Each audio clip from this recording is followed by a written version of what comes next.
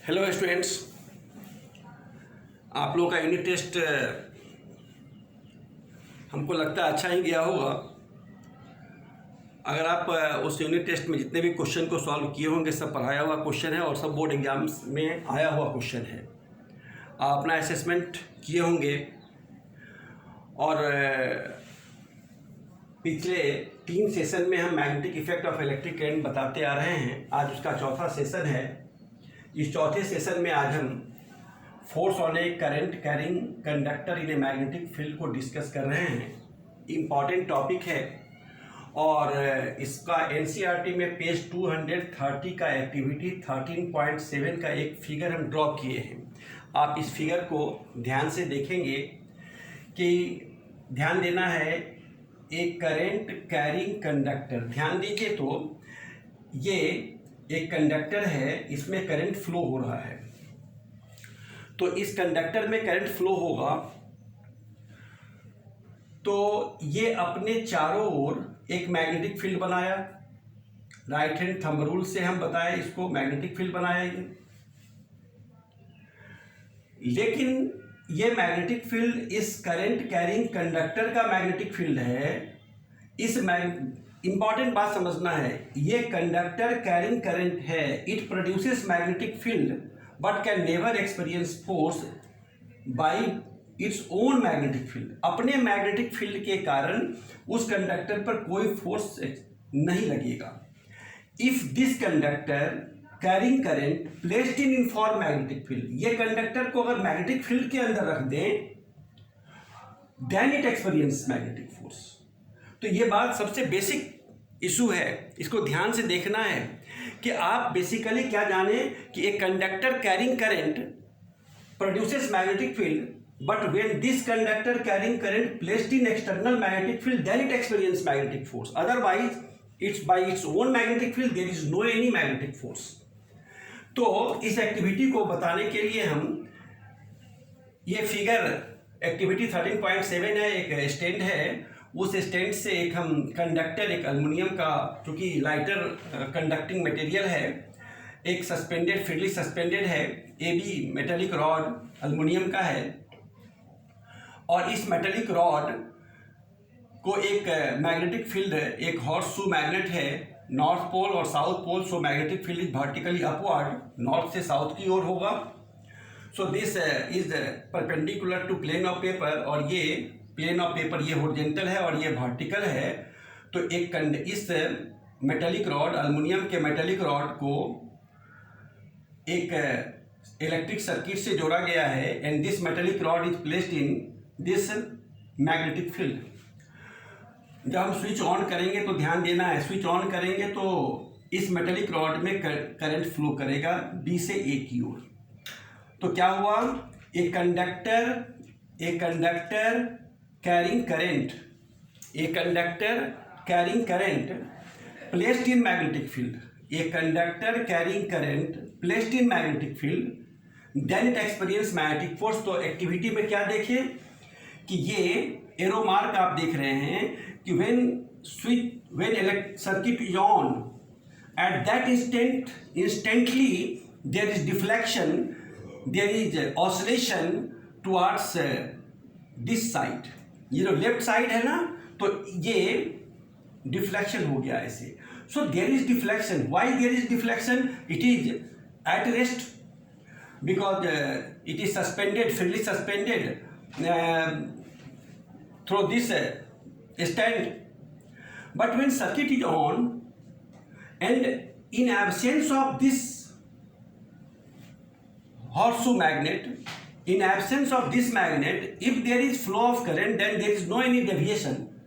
Conductor is at rest. But when it placed in horseshoe magnet, that is magnetic field, then there is deviation which shows that there must be some magnetic force acting on this conducting rod and so that there is deviation. ये arrow mark इस deviation को बता रहा है। क्यों इस arrow mark इधर आया, क्यों नहीं इधर आया, ये रूल हम बता रहे हैं आपको। तो इस एक्टिविटी से क्या पता चला, जैसे ओरेस्टेड एक्सपेरिमेंट में पता चला था कि कंडक्टर देते हैं, कंडक्टर में कैरिंग करंट होता है, कंडक्टर में कैरिंग करंट है तो ये मिडिल में डिफ्लेक्शन हुआ so it shows that there is a magnetic field around this conductor. उसी तरह से when a conductor carrying current placed in magnetic field then there is deviation. तो ये इस बात को बताया कि फोर्स काम कर रहा है। जब हम कंडक्टर में कैरिंग करंट देते हैं तो फोर्स काम करता है और ये फोर्स से इसमें डेविएशन होता है। तो अब कितना फोर्स लगेगा, क्या इसका मैग्नीट्यूड होगा, क्लास 12th में इसका डेरिवेशन हम करते हैं, लेकिन क्लास 10th में हम डेरिवेशन ना करके इसके रिजल्ट को देखेंगे। जो मैग्नेटिक फोर्स लगा, देखिए ध्यान देना है, हम एक पीडीएफ में दिए ही हैं आपको। ये कंडक्टर बनाए, ये कंडक्टर है, सिलिंड्रिकल शेप का कंडक्टर होता है और इस कंडक्टर को हम एक्स एक्सिस के अलाउंग रखें और इस कंडक्टर ये वाई एक्सिस है और ये जेड एक्सिस है। एक्स एक्सिस की ओर करंट फ्लो करते हैं और इस कंडक्टर को यूनिफॉर्म मैग्नेटिक फील्ड में रखें। याद होगा इक्वल डिस्टेंस पर ये एरो मार्क हम दे रहे हैं, ये मैग्नेटिक फील्ड वेक्टर क्वांटिटी है। Current x direction magnetic field. So this conductor PQ एक कंडक्टर है, this conductor PQ carrying current along x axis placed in uniform magnetic field along y axis. So if a conductor carrying current placed in magnetic field then it experience force और ये force है, इस पर एक force लगा। तो इस तरह से अब हम देखेंगे कि what is the numerical relation between magnetic force, magnetic field, current and ये लेंथ है। ऐसा एक्सपेरिमेंटली हम लोग देखें कि ये जो मैग्नीट्यूड ऑफ मैग्नेटिक फोर्स है, ध्यान देना है, ये magnitude of magnetic force directly proportional to magnitude of magnetic force directly proportional to strength of magnetic field. ध्यान दीजिएगा, मैग्नेटिक फील्ड अगर स्ट्रांग होगा, करंट हमारा सेम है, कंडक्टर का लेंथ भी कांस्टेंट है, करंट भी कांस्टेंट है, लेकिन अब हम पहले से स्ट्रांग मैग्नेटिक फील्ड में रख दिए। तो अब पहले से अगर हम स्ट्रांग मैग्नेटिक फील्ड हमारा डबल हो जाए तो मैग्नेटिक फोर्स भी डबल हो जाएगा if current and length of conductor remains the same. So magnetic force is directly proportional to strength of magnitude of magnetic field, strength of magnetic field directly proportional to current। यदि हम जो magnetic field है उसको constant कर दें, conductor के length को constant कर दें और पहले करंट 1 एम्पियर था, करंट 2 एम्पियर कर दिए, तो मैग्नेटिक फोर्स जो पहले काम कर रहा था उसे जस्ट डबल हो जाएगा। So current and magnetic force both are directly proportional to each other. strength of magnetic field and force both are directly proportional to each other and L conductor का जो लेंथ होगा, conductor का length और ये force, तो ये दोनों directly proportional होता है। इस तरह से मैग्नेटिक फोर्स 3 फैक्टर पर डिपेंड किया। मैग्नेटिक फोर्स डिपेंड्स अपॉन, इसमें से यदि कोई भी फैक्टर 0 हो जाए तो फोर्स 0 हो जाएगा। यदि करंट हम फ्लो ना किए, यदि हम इस कंडक्टर को करंट फ्लो कर रहे हैं, कंडक्टर है तो लेंथ होना ही है, लेकिन हम मैग्नेटिक फील्ड में नहीं रखें, तो यदि इसमें तीनों फैक्टर में कोई भी 0 हो जाए तो मैग्नेटिक फोर्स 0 हो जाएगा। इसलिए मैग्नेटिक फोर्स किसी एक फैक्टर पर तो डिपेंड किया, लेकिन इस तीनों को होना जरूरी है। करंट है तो लेंथ होना ही है, मैग्नेटिक फील्ड में रखेंगे तभी मैग्नेटिक फोर्स काम करेगा। So magnetic force depends upon all this 3 factors, strength of magnetic field, magnitude of current and length of conductor. ये 3 फैक्टर हुआ। अब देखिए एक और हम रिलेशन आपको बताते हैं। F इक्वल टू होता है, कांस्टेंट 1 हो गया तो BIL साइन थीटा, ये क्लास 12th का फार्मूला है। इसमें साइन थीटा NCERT बुक में साइन थीटा ना देकर यहाँ 90 डिग्री पर काम किया है, हम भी काम करेंगे, लेकिन जनरल बात आप समझे, हम अपने PDF में भी दिए हैं। ये साइन थीटा क्या है, ये थीटा क्या हुआ, थीटा एंगल है, किसके बीच एंगल है, तो करंट और ये जो कंडक्टर कैरिंग करंट I और एल साइन थीटा, तो कंडक्टर कैरिंग करंट और मैग्नेटिक फील्ड ये इसके बीच बी और एल, मैग्नेटिक फील्ड और लेंथ ऑफ कंडक्टर जो यहाँ 90 डिग्री हम देख रहे हैं, तो इसके बीच का एंगल थीटा है। तो आप सोचिए इससे एक रिजल्ट आया, ध्यान देना है थीटा क्या हुआ, बी और एल के बीच का एंगल है। अगर हम बी है हमारे पास आई भी है, आई है तो एल भी होगा, लेकिन थीटा को हम जीरो कर दिए। इसका मतलब क्या हुआ कि मैग्नेटिक फील्ड और कंडक्टर, ये कंडक्टर है और इसी डायरेक्शन में मैग्नेटिक फील्ड दे दिए। करंट और मैग्नेटिक फील्ड दोनों का डायरेक्शन सेम हो जाए। अगर ऐसा होता है तो मैग्नेटिक करंट भी है, मैग्नेटिक फील्ड भी है, लेंथ तो है ही, सब कुछ है, लेकिन फोर्स का वैल्यू क्या होगा, zero. So if conductor carrying current is placed parallel to magnetic field, conductor carrying current placed parallel to magnetic field, then magnetic force becomes zero. ध्यान देना है, क्या बी है, आई है, एल है, सब कुछ है, लेकिन कंडक्टर का पोजीशन मैग्नेटिक फील्ड के रिस्पेक्ट में पैरेलल हो गया, ऐसे कंडीशन में फोर्स का वैल्यू क्या हो जाएगा, जीरो हो जाएगा। उसी तरह से अब सोचना है, जीरो हो या 180 डिग्री हो, जो हल है दोनों का वैल्यू, साइन जीरो भी जीरो होता है, साइन 180 भी जीरो होता है, साइन जीरो जीरो, साइन 180 भी जीरो होता है। अब हम लोग एक और काम करें, जैसे थीटा का वैल्यू 90 डिग्री कर लेते हैं। थीटा 90 का मतलब क्या हुआ, जो आप फिगर देख रहे हैं, magnetic field and length of conductor both are 90 degree perpendicular to each other. और जान लीजिए, आप 10th में जान गए होंगे कि साइन का सबसे बड़ा वैल्यू 90 डिग्री में ही होता है 1। तो आप देखेंगे कि मैक्सिमम फोर्स, मिनिमम फोर्स तो जीरो हो गया और मैक्सिमम फोर्स क्या होगा, तो बी आई एल होगा जब थीटा 90 डिग्री हुआ, साइन 91 हो जाएगा। तो क्या मतलब हुआ कि अगर conductor carrying current and magnetic field both are perpendicular to each other, हम इस तरह से रखें कि मैग्नेटिक फील्ड और कंडक्टर कैरिंग करंट परपेंडिकुलर हो जाए और ऐसे कंडीशन में मैक्सिमम फोर्स काम करेगा। तो दो बात आप जानें कि कंडक्टर कैरिंग करंट यदि मैग्नेटिक फील्ड के डायरेक्शन में हो जाए या उसके अपोजिट हो जाए, जीरो या 180 डिग्री, दोनों हालत में ये कंडक्टर कैरिंग करंट है, ये मैग्नेटिक फील्ड है, ये कंडक्टर कैरिंग करंट है और ये मैग्नेटिक फील्ड है, दोनों हालत में थीटा 0 डिग्री, थीटा 180 डिग्री, तो मैग्नेटिक फील्ड तो फोर्स काम नहीं करेगा, जीरो होगा। लेकिन जैसे ही ये दोनों परपेंडिकुलर हो जाए, ये कंडक्टर कैरिंग करंट जो फिगर हम बनाए हैं और ये मैग्नेटिक फील्ड है, ये मैग्नेटिक फील्ड है, ऐसे कंडीशन में एंगल 90 डिग्री हुआ और मैक्सिमम फोर्स काम करेगा। तो इस तरह से बी आई एल के साथ साथ कंडक्टर का क्या पोजीशन है मैग्नेटिक फील्ड के रिस्पेक्ट में, कंडक्टर का क्या पोजीशन है मैग्नेटिक फील्ड के रिस्पेक्ट में, ये होना जरूरी है। ये भी एक इम्पॉर्टेंट फैक्टर है।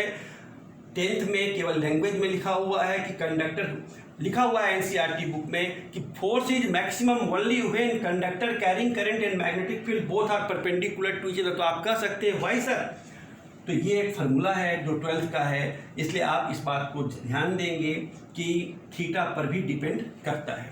अब बात उठेगी, ये तो मैग्नीट्यूड हुआ, इतना टेस्ला मालूम है, ये एम्पियर मालूम है, ये मीटर मालूम है, हम वैल्यू निकाल लेंगे। लेकिन ये फोर्स तो वेक्टर क्वांटिटी है, मैग्नीट्यूड हम निकाल लिए इस फार्मूला से, लेकिन क्या इसका डायरेक्शन होगा ये आपको जानना है। अब हम डायरेक्शन की बात करेंगे। देखिए डायरेक्शन में क्या होगा, तो इसके डायरेक्शन को निकालने के लिए direction of magnetic force, direction of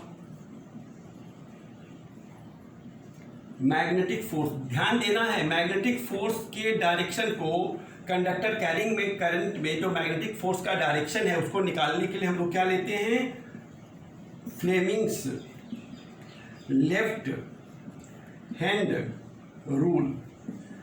अभी तक हम राइट हैंड थंब रूल बताए थे आपको। एक conductor carrying current, straight long conductor carrying current में कौन सा लॉ लगेगा मैग्नेटिक फील्ड के लिए, राइट हैंड थंब रूल। लेकिन अगर हम मैग्नेटिक फोर्स अगर जानना चाहें उस कंडक्टर कैरिंग करंट को मैग्नेटिक फील्ड में रखें तो उसका मैग्नेटिक फोर्स का क्या डायरेक्शन होगा, तो क्या लगाएंगे हम, फ्लेमिंग्स लेफ्ट हैंड रूल। ध्यान देना है, हम लेफ्ट हैंड की बात कर रहे हैं, ध्यान दीजिए। ये लेफ्ट हैंड हमारा है, ये 4 फिंगर है, ये मिडिल फिंगर है, सेंट्रल फिंगर है और ये थंब है। तो तीनों फिंगर हमारा लेफ्ट हैंड का म्यूचुअली परपेंडिकुलर है। एकदम क्लियर ध्यान दीजिएगा। Left hand 4 finger, middle finger and thumb of left hand are mutually perpendicular to each other. ठीक है, तो याद रखना है हमेशा 4 finger always represent the direction of magnetic field. ये 4 फिंगर मैग्नेटिक फील्ड के डायरेक्शन को रिप्रेजेंट करेगा। ये मिडिल फिंगर करंट के डायरेक्शन को रिप्रेजेंट करेगा। करंट किस डायरेक्शन में फ्लो कर रहा है तो मिडिल फिंगर ही रिप्रेजेंट करेगा। मैग्नेटिक फील्ड है, 4 फिंगर ही रिप्रेजेंट करेगा। और ऐसी बातें होती है तो फोर्स थंब से डिटरमिन होगा। हमको फोर्स निकालना है तो determine the direction of force, तो thumb determine the direction of force, 4 finger and middle finger represent direction of magnetic field and current respectively, then thumb determine the direction of force. अब हम लोग जैसे भी इसको निकाल लें, ये अभी है, सपोज कीजिए, ध्यान देना है, ये मैग्नेटिक फील्ड है ना और ये करंट है। मैग्नेटिक फील्ड देखिए, ध्यान देना है, ये करंट नीचे की है, वर्टिकली डाउनवर्ड ऐसे जा रहा है ना। अब हम इसको ऊपर कर दिए, क्या मैग्नेटिक फील्ड में कोई चेंज हुआ? नहीं, ये मैग्नेटिक फील्ड है। करंट पहले डाउनवर्ड था, अब अपवर्ड हो गया। ध्यान देना है, अपवर्ड हो गया। तो ये थंब पहले हमारी ओर था, अब थंब दूसरी ओर चला गया।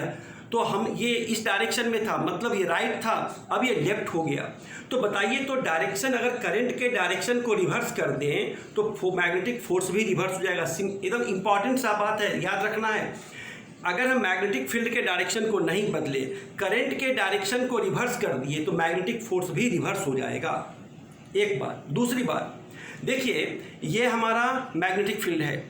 अगर हम मैग्नेटिक फील्ड के डायरेक्शन को रिवर्स करते हैं ये, तो तब भी फोर्स, ध्यान देना है, मैग्नेटिक फोर्स के, करंट को नहीं बदले, करंट का डायरेक्शन वही है। करंट का डायरेक्शन नीचे था, अभी भी नीचे है, लेकिन फोर्स मैग्नेटिक फील्ड का डायरेक्शन रिवर्स कर दिए तो फोर्स रिवर्स हो गया। तो 2 बात हुई, मैग्नेटिक फील्ड को रिवर्स कर दिए, करंट को रिवर्स नहीं किए तो भी मैग्नेटिक फोर्स रिवर्स हो जाएगा। करंट के डायरेक्शन को रिवर्स कर दिए, मैग्नेटिक फील्ड के डायरेक्शन को रिवर्स नहीं किए तो भी फोर्स रिवर्स हो जाएगा। तो मैग्नेटिक फोर्स का डायरेक्शन 2 फैक्टर पर डिपेंड किया, direction of magnetic field and direction of current. If direction of magnetic field reversed, then magnetic force also be reversed. Yet if direction of current reversed, then magnetic force also be reversed. तो जब भी हम काम करेंगे, और एक बात और ध्यान देना है, क्वेश्चन में लिखा रहेगा कि इलेक्ट्रॉन इस डायरेक्शन से इस डायरेक्शन जा रहा है। मान लेते हैं नॉर्थ से साउथ की ओर इलेक्ट्रॉन जा रहा है, हमको तो लॉ में करंट है, आप जानते हैं कि इलेक्ट्रॉन का डायरेक्शन जस्ट रिवर्स होता है करंट के। तो करंट अगर नॉर्थ से साउथ इलेक्ट्रॉन जा रहा है तो हम अपने लॉ में साउथ से नॉर्थ करंट लेंगे, इलेक्ट्रॉन से कोई मतलब नहीं। मान लेते हैं पॉजिटिव चार्ज पार्टिकल लिखा हुआ है, एनसीईआरटी में देखेंगे alpha particle positive charge particle होता है। तो जो पॉजिटिव चार्ज पार्टिकल का डायरेक्शन है वही डायरेक्शन करंट का होगा। ध्यान देना है, पॉजिटिव चार्ज पार्टिकल का डायरेक्शन करंट का डायरेक्शन, नेगेटिव पार्टिकल इलेक्ट्रॉन का डायरेक्शन के रिवर्स करंट का डायरेक्शन। तो जब इलेक्ट्रॉन का डायरेक्शन दिया हुआ हो तो करंट हम उसके रिवर्स करेंगे। ये अगर इलेक्ट्रॉन का डायरेक्शन है, अगर इलेक्ट्रॉन का डायरेक्शन है तो करंट हमारा ऐसे हो जाएगा। अगर हमारा मैग्नेटिक फील्ड का डायरेक्शन रिवर्स तो फोर्स रिवर्स। करंट का डायरेक्शन, पॉजिटिव चार्ज इधर है, पॉजिटिव चार्ज है तो करंट भी इधर है। अगर ये निगेटिव चार्ज का डायरेक्शन है तो करंट उसके रिवर्स हो जाएगा। इस तरह से हम फ्लेमिंग्स लेफ्ट हैंड रूल से डायरेक्शन ऑफ मैग्नेटिक फोर्स को निकाल सकते हैं। और आप ध्यान से प्रॉब्लम को बनाएंगे, हम असाइनमेंट दे रहे हैं, उस असाइनमेंट के अकॉर्डिंग आप फ्लेमिंग्स लेफ्ट हैंड रूल जानेंगे, एक्टिविटी जानेंगे, 3 फैक्टर आप जान लिए तो मैग्नेटिक फोर्स। और सबसे इम्पॉर्टेंट बात होगी कि इसी प्रिंसिपल पर हम अब नेक्स्ट टॉपिक इलेक्ट्रिक मोटर करेंगे, क्योंकि इलेक्ट्रिक मोटर में क्या दे रहे हैं हम क्या दिए, इसमें करंट दिए। कंडक्टर में करंट क्या है, इलेक्ट्रिक एनर्जी है। हम दिए इलेक्ट्रिक एनर्जी और वो डिफ्लेक्ट कर गया, मतलब मैकेनिकल एनर्जी मिला। इसका मतलब है कि अगर हम फैन है हमारे पास, वो भी इलेक्ट्रिक मोटर है, हम उसमें देते क्या है, इलेक्ट्रिक एनर्जी देते हैं और हमको हवा मिला, मतलब हमको मैकेनिकल एनर्जी मिला। सो इस फ्लेमिंग्स लेफ्ट हैंड रूल या करंट कैरिंग कंडक्टर पर हमारा कौन सा प्रिंसिपल होगा? Electric motor. So electric motor is a device which transform electric energy into mechanical energy. It is totally based on this principle. So when a conductor carrying current placed in inform magnetic field, then it experience magnetic force. एक बात हम अपने PDF में लिखे हैं कि अगर non inform magnetic field हो तो हमारा कैलकुलेशन पॉसिबल नहीं हो पाएगा. इसलिए ये जितना भी है वो सब इन्फॉर्म मैग्नेटिक फील्ड के कारण ही हम इस काम को कर सकते हैं. इस बात को आप ध्यान रखेंगे. फिर नेक्स्ट सेशन में हम आपसे इलेक्ट्रिक मोटर के लिए आप पढ़ कर भी इस वीडियो को देखेंगे और फिर नेक्स्ट टॉपिक में हम इलेक्ट्रिक मोटर को डिस्कस करेंगे. आप पढ़ेंगे, फिर हमारा वीडियो भी आएगा तो इलेक्ट्रिक मोटर में आसानी होगी. Thank you.